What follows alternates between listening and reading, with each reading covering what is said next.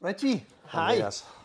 Thanks for having me back There we at are. your place for the next episode of our podcast. And no, we didn't get sued by Cerakote or Pan.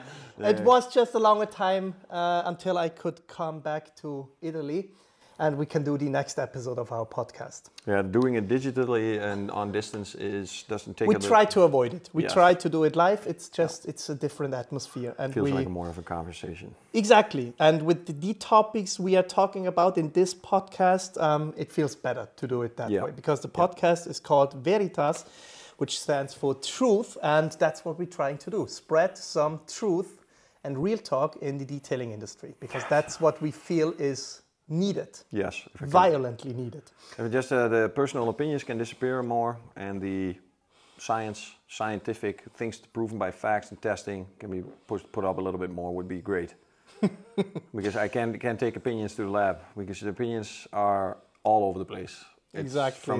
From the absolute worst to the absolute best, and to move in between those opinions is very difficult. To adapt.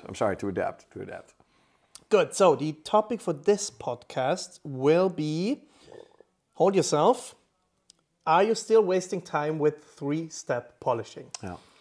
That's a topic that's close to our hearts because you obviously work with Mafra and Labocosmetica. Yeah. I am a Sonex master trainer. I think both of our companies have moved away from the traditional understanding of polishing and have fully embraced the modern way of polishing, and that's why we want to talk about it. Maybe we start with a bit of history, and I'll let you do the talking in regards to what was polishing traditionally, how it was understood, and why the hell did we even start with three-step polishing and that strong belief that it always has to be a three-step system. Well, where does it come from? I think the old systems. So the technology. Let's not say that it was not available. Let's say that the technology was simply not invented yet, or that the raw material to create polishes, the abrasives. If you look at the development, we literally started with a grain, a big grain inside that now turns into what we call nano powder.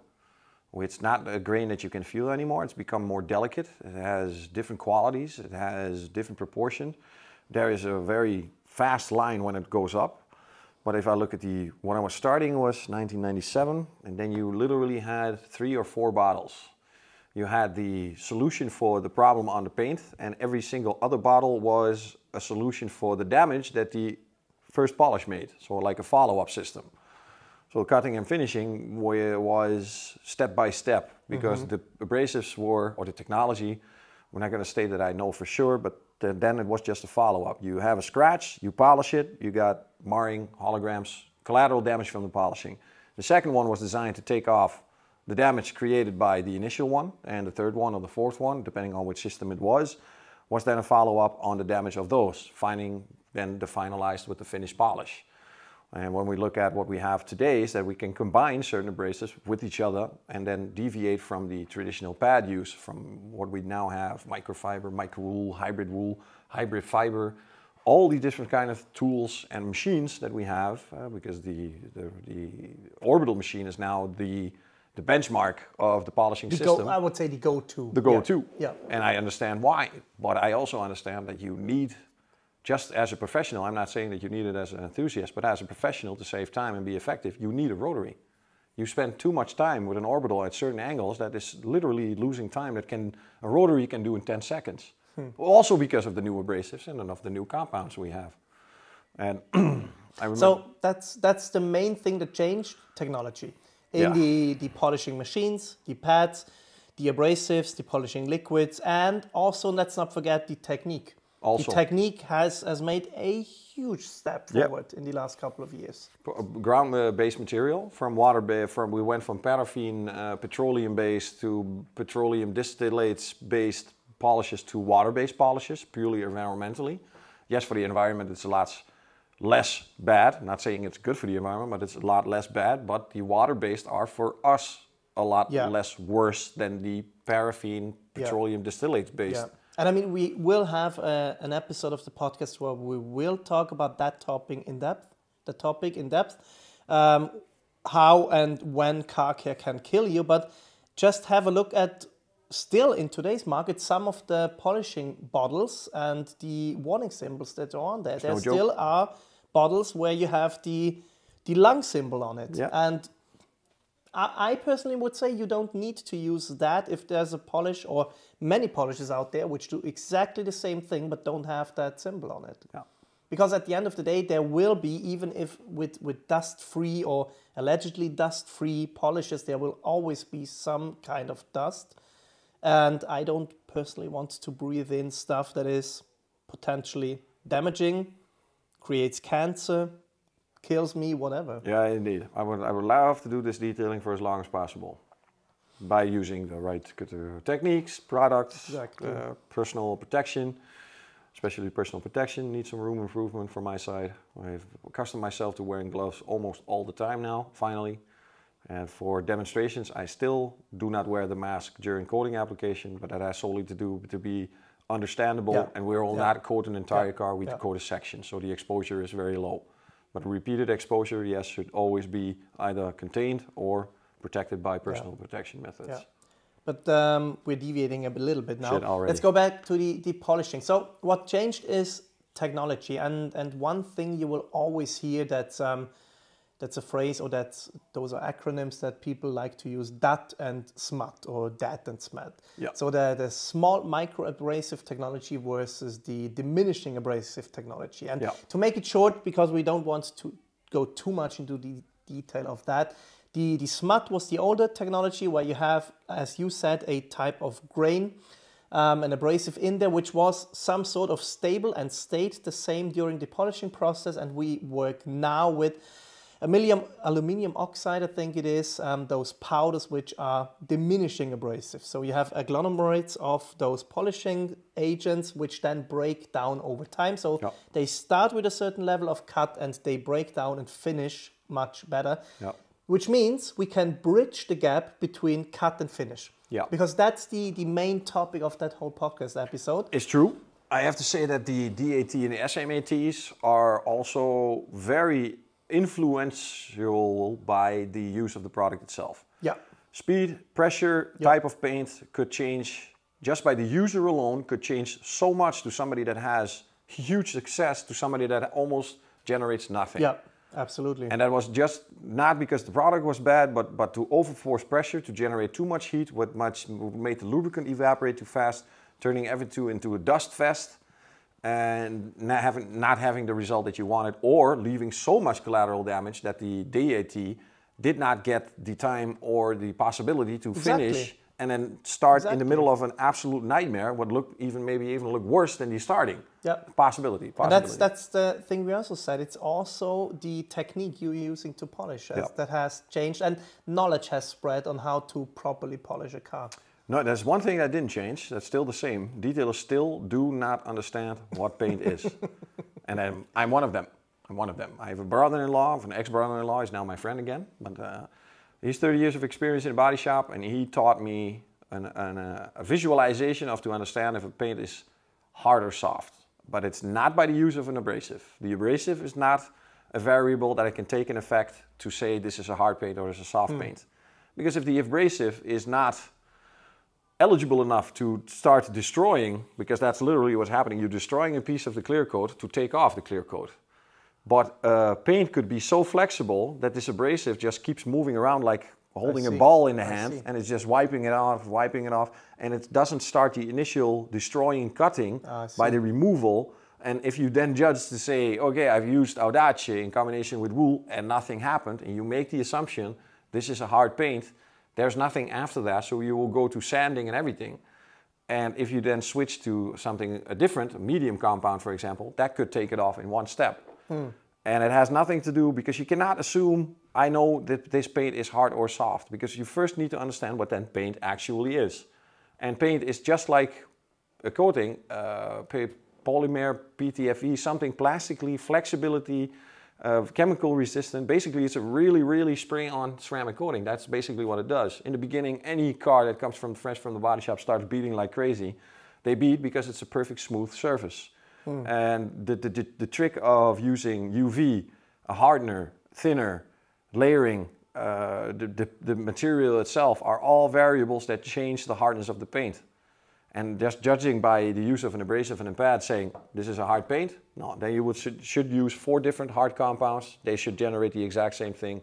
And then slowly you move to a point where you can say, okay, that's extremely interesting, because there's always some sort of a felt conflict between body shop guys and painters versus the detailers. Oh, and, yeah. And detailers are usually not interested in how paint is created, and the other way around. The painters and the body shops usually don't have interest, or the excuse often is, I don't have time to consider detailing as an effective hobby or business opportunity. That is absolutely true. I have used to also be the guy that was bitching about the previous body shop guy.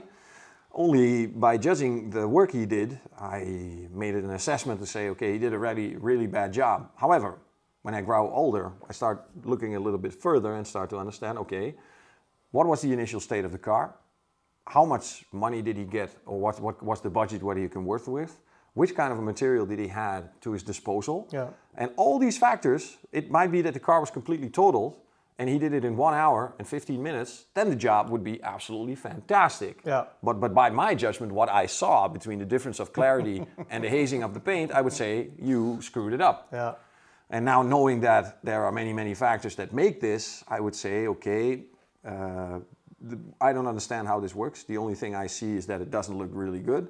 Now I need to understand what happened in the body shop sequence that made it result like this, and what is the room of working, what I can do to change this. Is the possibility of using wet sanding or dry sanding, whatever, to take off the orange peel? Is there enough paint? Because we all know that those paint thickness gauges between each other have so much difference. You put 3 next to each other, you put them on the same spot, you measure it, you know from certain this is 100 microns, you put them on, one says 1.6, one says 9.9. They give an indication at best. Yeah, I use them to tell me if a car has been resprayed or not. That's why I use it. If it says 1.1 millimeters, I know for sure this is not factory paint. Yeah, exactly. It's an indicator, and that's it. Yeah. They give a wrong security often. So we wanted to talk about the 2-step or the 3-step versus the 2-step or even the 1-step application, because that's what changed. So you explained it further back in the early days of polishing. You had this 3-step or even 4-step polishing systems because polishers were stupid. Polishers were a lot like sandpaper, basically. Yes. They were good liquid sandpaper. They were good at one thing, but only at one thing. Absolutely. You had a cutting one, you had a medium one, you had a finish one, you had maybe a super finish one, but that's it. They were only able to do that thing, and that's it. And the funny thing is, with pads, I personally think it's still that way. Pads didn't change. Pads changed in the technology and maybe in the material, but pads still mainly do one thing very good. Yeah. What changed is mainly the polishing liquids. Yeah, it's true. It's true. If you look, if we take the microfiber pads, everything as separate as something that came after, but the amount of time that the foam pads have been there is a very long time. Yes. And in that foam, the heat resistance changed, the glue to make the Velcro stick, the composition of the foam itself, the material used to foam, but in fact the use and the results from the foam, they are not far different. No, it's the polishing liquids that changed. And what polishing liquids now allow us to do is skip steps. Yeah. Because we now have polishers which, yes, they do cut, but they also finish up so nicely that you can usually skip the middle step. Yeah. You have a cutting polish that finishes rather well or comparably well, and then you can go to the finishing polish already. And you have more variance by the choice of the pads you use than you had before. Because that's also something, in the early days you had to use that cutting compound with that pad. Yeah. And everything else would not make any sense. Yeah, but because today, that's how far they tested. Exactly, but today you can in some cases use a cutting pad with a finishing polish. Absolutely. And it absolutely works. Absolutely. The limitations are the rules set by the manufacturers or the people that produce this product to say this is what you have to do and this is what you can do. And the moment somebody says you cannot do this, every bad thing in me starts screaming, okay, if you say it can't, I'm going to prove that you can't. So I indeed have an example of somebody contacted me, said I used Lake Country HDO, blue, one of the best foam pads in the history of mankind. I would agree, yeah. And a combination of Fiero to make a beautiful one-step on an Audi paint. Yeah, and when I heard that, I was like, wait a second, I know this, okay, I know this, I know Audi. I'm very curious, can you show me? So he shows me 50-50, I'm like, okay, I'm going to try this myself. And indeed, there is something magical happening with something that is counting as a super refinisher versus something that is counting as one of the most potent polishing foam pads in the market right now for an orbital.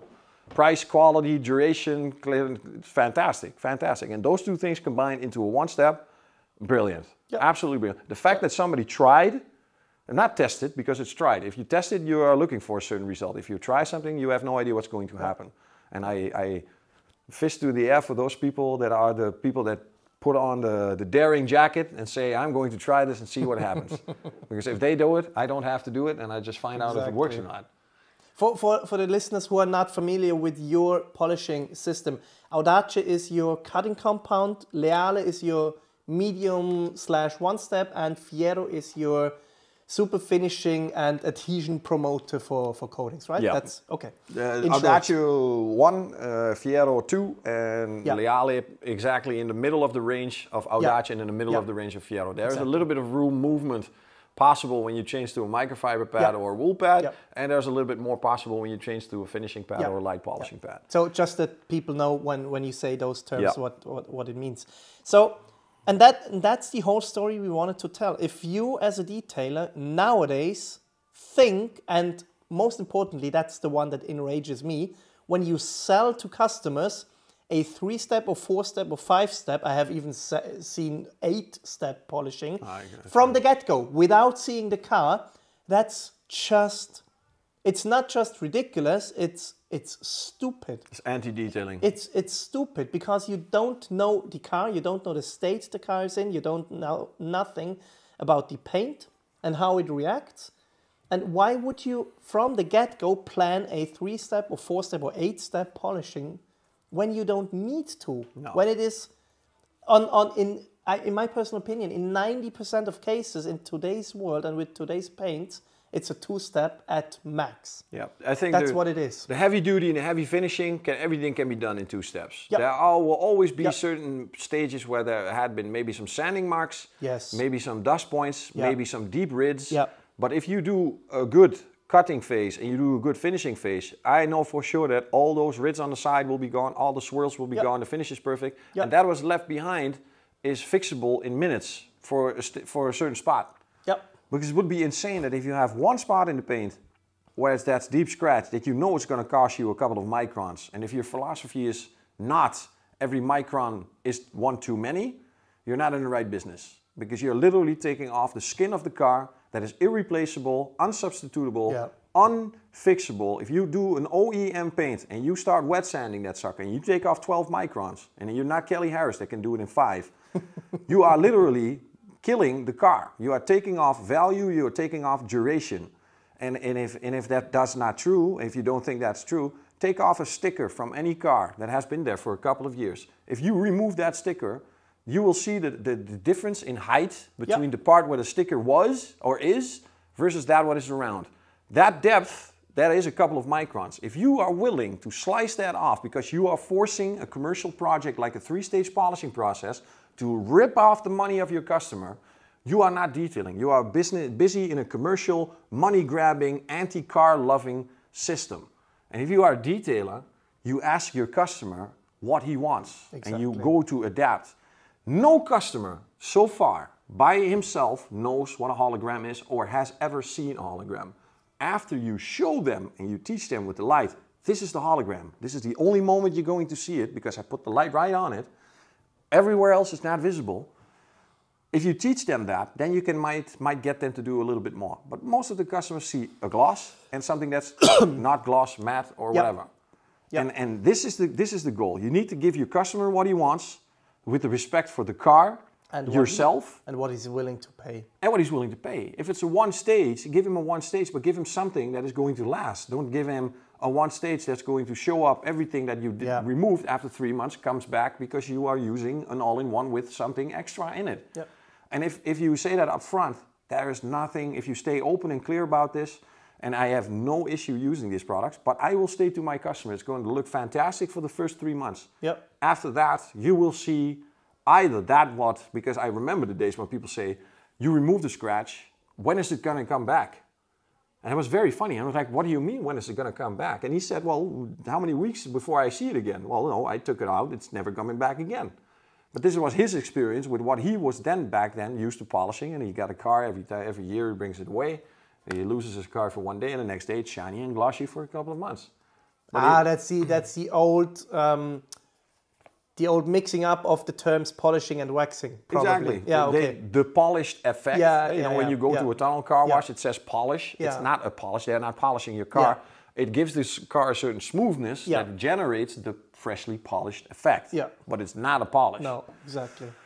And these things, so if in 3 stages is necessary, it should only be necessary because it really needs to happen. If there's sanding marks and you can get them out in 2 stages, there's a 3rd stage necessary. And to be fair, I personally see it this way, the development in car paint is either to the extreme poles. You have the extremely hard paint because manufacturers think that's a good thing, or you have the extremely soft and finicky paint. And yes, there are paints out there where you maybe need a 3-step system, but you need that because it is so soft and so finicky that you need an additional super fine, ultra micro abrasive finishing step with those ultra fine polishes like the Menzerner 3800, the Rupes Uno Pure, I think. It's 100% true. Maybe then you need it in order to get to a finish where you as a detailer feel good about yourself because you eliminated 100% of the haze. Yep. But then again, it comes in what you said, maybe the customer doesn't want that. Maybe the customer is happy with you eliminating 90% of the scratches and it looks good. And yes, maybe there is a little bit of haze left, but the customer will never see it. And on a silver or gray car, no one will probably silver or see white, it has no sense to go to the distance because it's not showable. It's not showable with natural ambient lighting, sun, whatever. No. It's simply not possible. And the same goes for if the car is daily used. My question is always, I do an inspection, I find certain things on the car where I know the car has been. For example, if the owner of the car or somebody that's also using the car in the same family puts a box on top of the car, drags the box off the car, gives me a certain amount of scratches in a certain direction that I know, okay, this happened by the person did this. I'm now going to remove everything, but I will make sure that the next time the car comes to pick up, I will ask the customer, please, next time, don't take off, don't put the box on the car.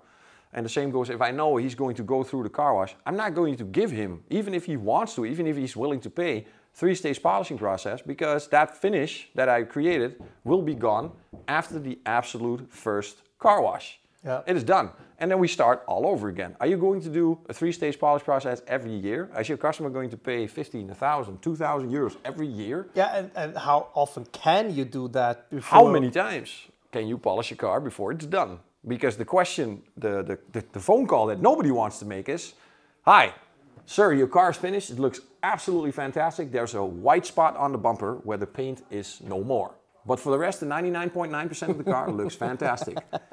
I trust you. There's no customer in the world who's going to say, that little white spot on my red car, I don't care. No, it's destroying the entire detail. Yeah. That is just one phone call that you don't want to make. Yeah.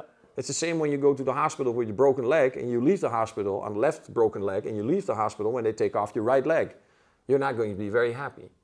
It's maybe a bad acronym.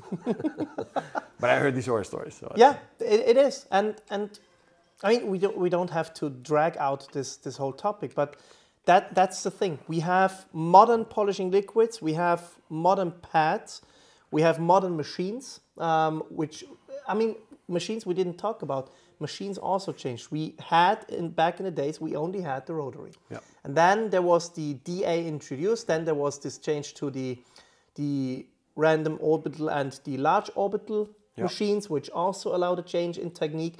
And that alone also gave us the possibility to not create huge holograms in the cutting stage, which allowed us to skip the middle stage and go straight to the finishing stage. If I think about it now, the way we are talking, how many things we have said today in this podcast alone is for 70-60% reliable to the person that's polishing. The person itself. Yeah. The user of the polish itself is the one that's making the holograms, is making the marking, is making the user itself. That's a very interesting thing, because for me to understand the Labo line took me literally 6 months by myself, constantly using these products, using them, trying them, testing another pad, trying another this, trying another combo this. That gave me the library of knowledge that I have, that when I now try it on a car, I do to see what happens. I say, okay, I can do this, and then I already know it's going to take me about this amount of time. There will always be the things that you don't see during inspection, but in general I can give a quotation based on my previous experience or the knowledge of what the compounds can do. Yeah. And if you are not familiar with what your compounds can do, so by testing it on one car, you're limiting the possibilities of the polish, because it could be that in combination with a different pad on a different car, it could be a fantastic one-step. You don't know because you never tried, because you're fixing on the 1, 2, 3, 1, 2, 3, 1, 2, 3. So what you're saying is either too many people are out there which are completely fixated on a 1, 2, 3 system and step process from one manufacturer, or they don't understand the products they work with, or they don't try enough different products? Both. Okay. To understand if a polish is good, you need a reference. You need a reference. Yeah. You cannot say that something is good, because to make something good, you need also something bad. Yeah. To have light, you need to have dark, or else it would be something else. It's only dark because it's only light because you can know what dark is. And the same as if you know this polish is working well, there is no need to buy 15 gallons of polish for everything. Just having 250 ml in the cabinet, to have it standing there, to use it every once in a while, is your biggest asset. It's not, you can have the greatest polish in the world, but if you don't know how to polish, you're never going to finish that car. Or it doesn't suit your specific technique. Exactly. We made Audace to be for the lazy people. Literally, the meaning of Audace is you put the machine on. That's why I like it. You switch it, you go back and forth, and something is going to happen. And you're going to look at the result. After that, you're going to polish 1 hit extra or 1 pass extra. But it's for lazy people. So we gave it to a detailer that burns to 2 Makitas a year, is a high fan of the 12-inch rotary pad. And for him, he needs a lot of lubrication because of his style. So for him, Audace was a total misfit. Didn't suit him at all. Was not his style. It started dusting everywhere. He says, I can't work with this stuff, man. It dries up in 10 seconds. Yeah, if you have 70 to 100 RPMs on your Makita with 12-inch, there is some more friction going on. Yeah, and if you then understand that this guy needs a lubricating compound to keep the stuff cool and lubricating and cutting at the same time, then Audace is not a good fit. So it also adapts to the style. That's an extremely good point, which means the whole issue with the 3 polishing system, and that we say you don't need it, is maybe people don't try enough different products, or they don't do the proper test spot technique, right? Because if you take a little bit of time, you have a little bit of experience with different polishes and pads and machines, you will find a combination that gives you the desired results in less steps. That is absolutely true. So I'll take pure example for me, literally the test spots to see what happens. I already know it's going into a certain direction. What I look for when I do a check is what is the substrate the paint is put on. Yeah. So say the car has never been repainted. That means the same clear coat is everywhere with the same color. Everything is the same. However, the substrate where they are placed on, say the hood is from sheet metal. Yeah. The door is from aluminum. The fender is very thin, carbon, something like, very flexible. And then you have the bumper, the cheapest plastic thinkable in the planet Earth. If you put it in your hand, it wobbles all over the place. Yeah. So the hood, very rigid, very strong, very thick sheet metal, disperses heat very fast. It's not very flexible, so the polish energy goes directly into the paint. There's no loss of energy. Then we move to the door. Now, and everybody can remember the doors where you just press in the door and you can make the door move about 2 centimeters. There's energy loss. That's literally the hood of my Mini now. Yeah, so the hood by itself, very easy to work. You work from top to bottom, from left to right. But when you move to the side, you don't have the gravity pushing down extra. So you have the machine at a different angle. You are sitting in front of the car. I sit always to the side, so I want to see where my pad is moving.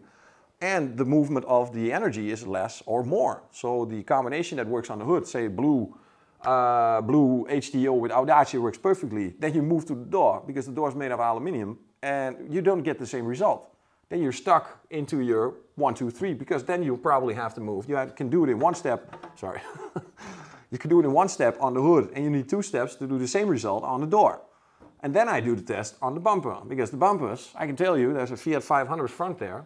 I can do the entire car and then spend the exact same amount of time on the front and the back bumper in total.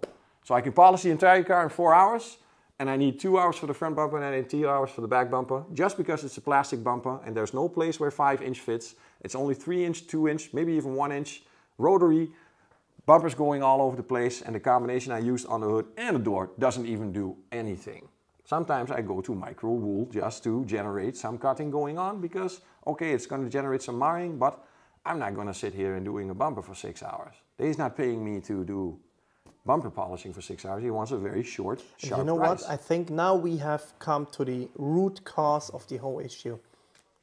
It is maybe the whole idea that we still in today's world and market have detailers and people who think the 3-step polishing system is necessary and every time necessary comes from the inability to accept that polishing is not a standardized process. No. It isn't. No, it's dynamic. As you just described, even if you have the same car, different panels will behave differently. Yeah. And you need to stay flexible in your technique, in your choice of materials. And if you can't accept that, then yes, a 3-step and a strict 3-step process is probably the better way for you because you simply don't understand what you're actually doing or what is happening on your paint. Because then you know I will always have to do cutting, medium, finish. And probably, yes, that will get you to quicker or better results. Then the alternative is to do a test spot on every different panel of the car. Maybe that's the root cause of it. Even if you like polishing, you think it's the greatest work that you can do on a car, holding an orbital machine for more than 1 hour is bad for your body. It's simply bad for your body. The vibrations, the pressure, the squeezing, it's not good for you. If you look it up in the Netherlands workers' law, there's a certain amount of time you can work with the machine and then you have to put it away if you were an employee. But if you're self-employed, those rules don't count because you're not an employee, so you're not protected by workers' law. That means you can wear sneakers in your own shop in the Netherlands without working with security shoes. You can polish a car an entire day. And anybody that has done an entire day polishing knows about the muscle memory of the night when you go to bed when literally your arms are still shaking. Absolutely. So even if you love polishing for the greatest thing in the world, you should minimize the damage to your body by being as fast and effective as possible with the thought of the car in mind. So trying not to take off any micron more than is necessary to generate the result or to generate the wishes of the customer versus I don't want to polish 20 hours on one car. I need to be faster. So your intrinsic motivation should be that, okay, this car today took me 10 hours.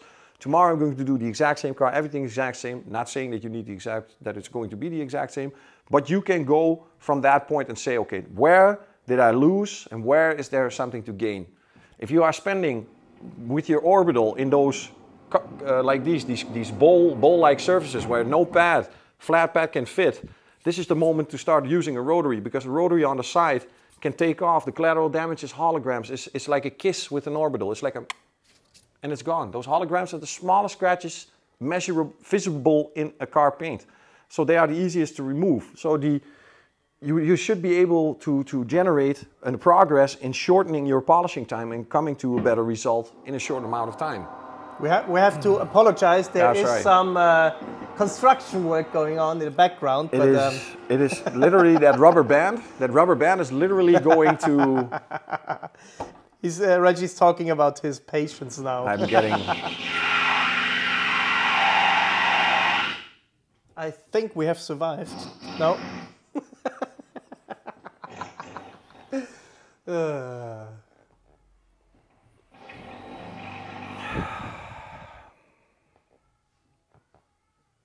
wonder what he's putting up. If it's a Playboy calendar, I will accept this. If this is a picture of his wife, I'm not going to accept this. No, joking. Joking. I don't even know he's married. No, I go to this office because I know Marco is on business trip in India right now. It's the most silent office when Marco is not here. And then I've never heard a drill go in that wall. I've never heard it was possible. Which wall is that? There should be interchangeable walls, or there's these special burn walls or something, but does it look like... You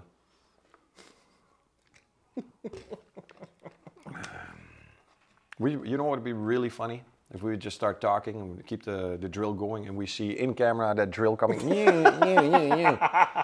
And then you see a finger. And in the center of Ferrara. Yeah, and then you will see a finger coming out like this.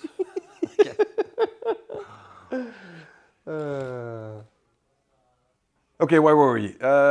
Polishing and minimizing your polishing time as much as possible. Just for yourself, even if you love it, the physical abuse. I have a reverse tennis arm here. I have had inflammation in my shoulder. I've had, what I have more? Something here with the squeezing, also an issue. And everything is relatable to the work I did. So there's 3 years of car wash in there, tunnel car wash, pre-washing cars. That's where the wrist and the squeeze thing came from. There is the repetitional movement of polishing in the exact same position, in the exact same everything, is absolutely murdering your body. If you see me do demos, you often see me, I do it with one hand. It's not that I want to, but it's simply to keep the dynamics of my body, that I'm not overexposing one arm with the other. Yeah. Especially if you're professional and you polish almost every day, or you polish during the days. I will see the first detailer that will reach 65 without any health issues. And I know a couple of guys in their 20s, they are already visiting osteopaths and physical therapists more often than should be necessary for somebody from that age. So at the very least, if you don't believe anything that we just told you in regards to technology changes, just please do it for your own health sake.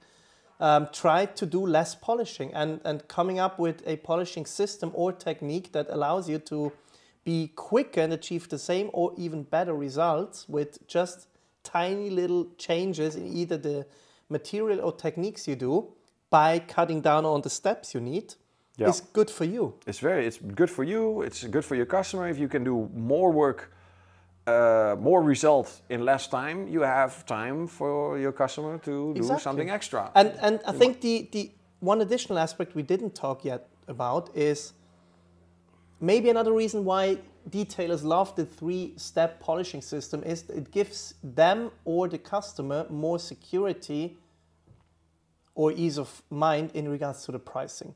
Because if you know you always need a 3-step polishing system, it makes pricing a lot easier for you because you always know I need that amount of time.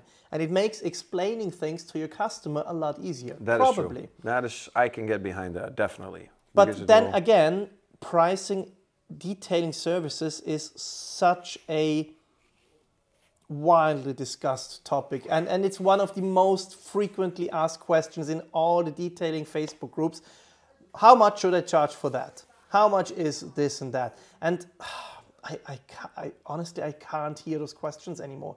It should be possible for you, if you're running your own business, to come up with at least a very basic understanding of cost-based pricing. What is the cost of the materials you use?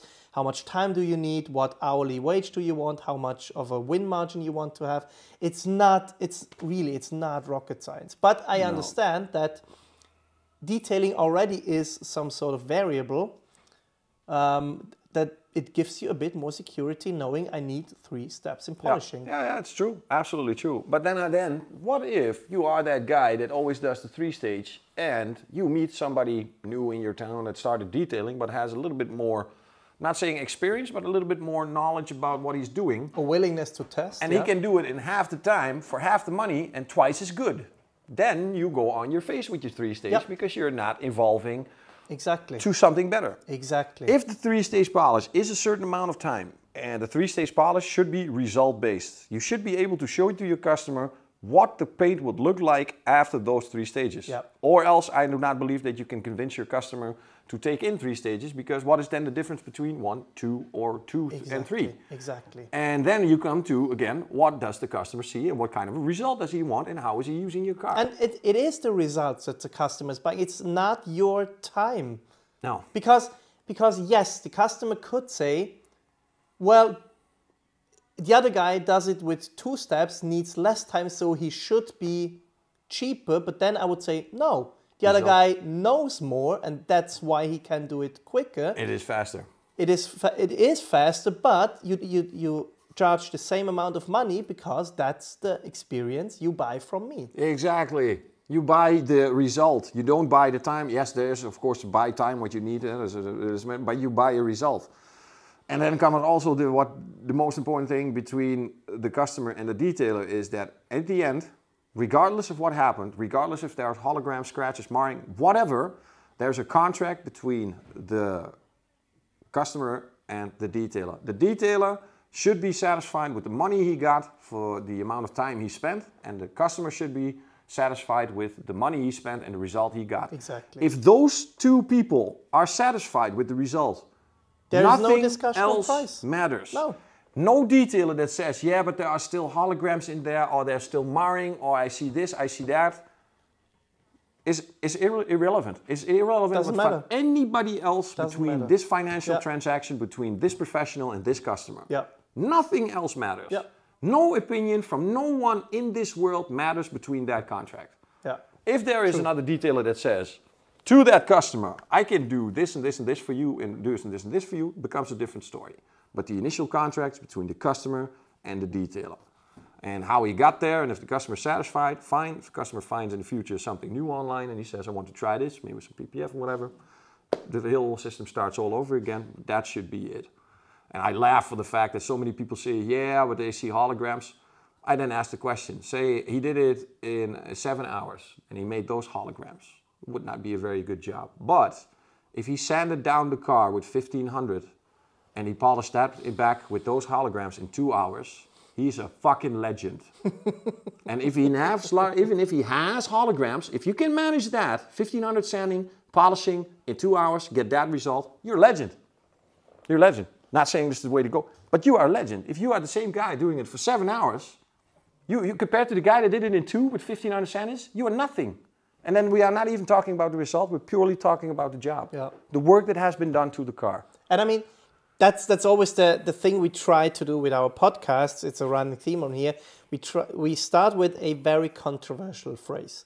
That's what we start. Then we do some real talk about it, and then we try to come up with something that every one of our listeners can benefit from. Okay. And I think that was the thing we tried to do. We told you the controversial phrase that 3-step polishing is outdated. We think it shouldn't be done anymore. And we now explained to you why. We think it's better for your health if you reduce polishing time.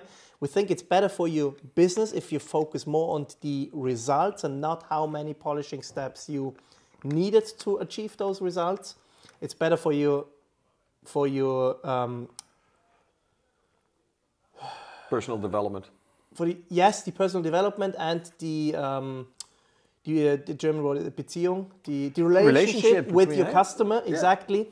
It's better for the amount of products you need, because you need less products if you only use 2 steps instead of 3.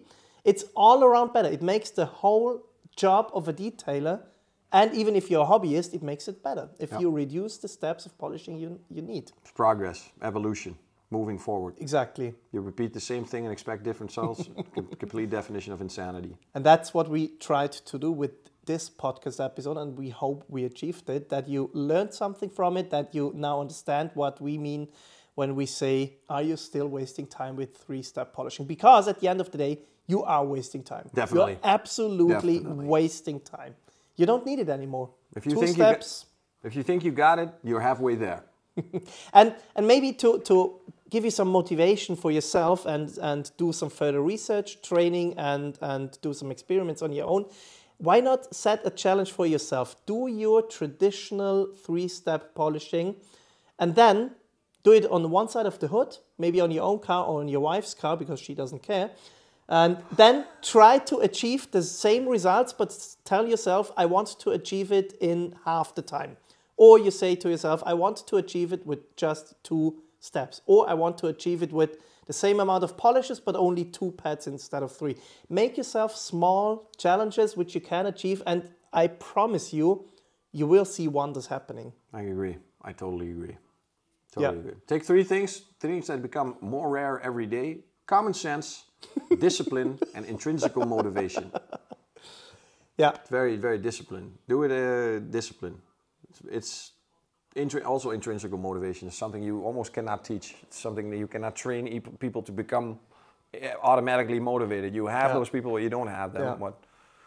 And then, I think now the most important one is the battle between the detail. We have to check how much time there is, because I don't want to elaborate too much. Well, we never set the time limit for those podcasts. It is what it is. So, to not judge anybody, I will put the mirror in front of me and I will take myself as an example, because the biggest struggle I have been struggling with since the beginning I started this is la caccia alla perfezione, what means the hunt for perfection. Yes.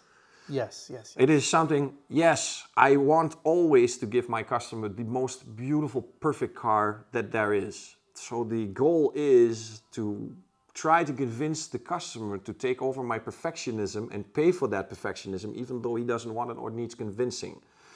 Now I'm 24, 25 years underway, with half a military career in between, some car wash experience in between, some truck driving in between, but that detailing has stayed. I found out that perfectionism is a disease. It's a disease. It's not something you can achieve. How can you achieve perfectionism if you get the time, the money, the products, the situation, everything is then perfect. What you need to become, or what I needed to become, and what I'm still trying to become, is an optimalist. I have a certain amount of time, I have a certain amount of material, I have a certain amount of budget, and I have a certain amount of surface, certain state of surface. There is so much I can create with those variables. If I learn to accept the variables that I have or that I can control and generate a result, I should be able to be happy with that result. If I keep forcing myself to go for perfection, I'll take the stupidest example, and I know many of you can relate. Say I'm doing a 1-stage polish, it only needs a good finish. I'm polishing the car, I'm halfway through, I come to the back fender. I see on the back fender a big scratch that I did not see during the quotation. I forget about the scratch. I try to forget about the scratch because it's already haunting me. I can see it coming back. When I close my eyes, I see a white line, I see that scratch. By the time I hit the front fender, I'm still thinking about that scratch on the back fender. It's not in the quotation, it's not in the customer has not said anything about it, but my perfectionist in me believes to the core that he cannot leave that car from the studio with that scratch in it. And eventually what will happen is, by the time I reach the end of the car, I will go back to that scratch, polish it out for free, just because intrinsically I cannot live with the fact that that customer is going to take away that car with that scratch. That is a disease. That is a sickness. It's perfectionism. You're hunting for something that in a commercial range is unachievable unless you get a carte blanche. You get a detailed job, the car customer says, I don't know, I don't care what it's going to cost and how long it's going to take. You do your magic, I will see the invoice appear.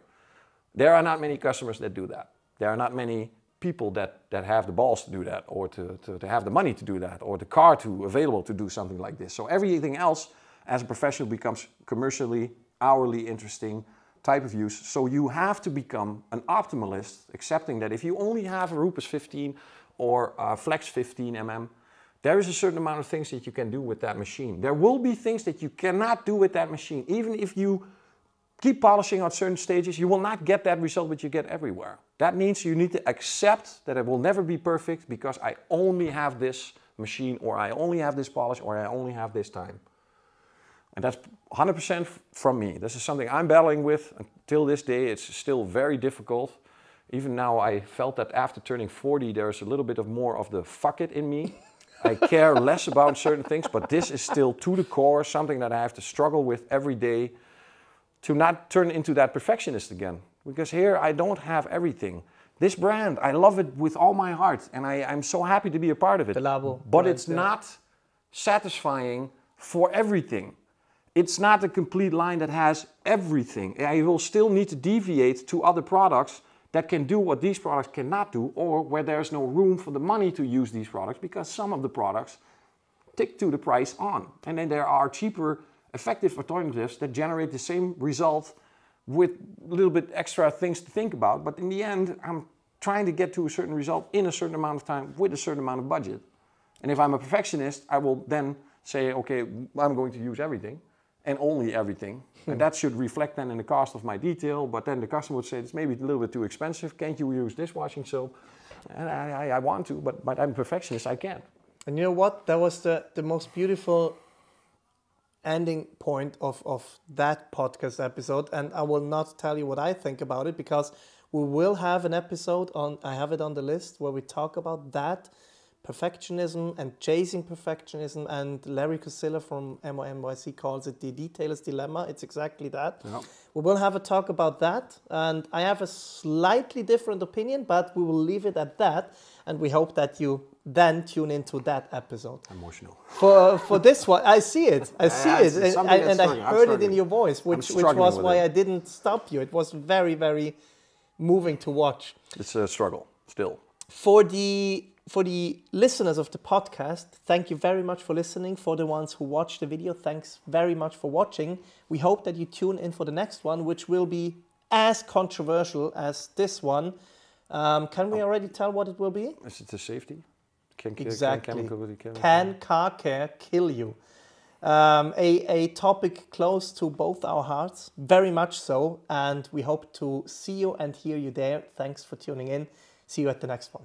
Bye. Ciao.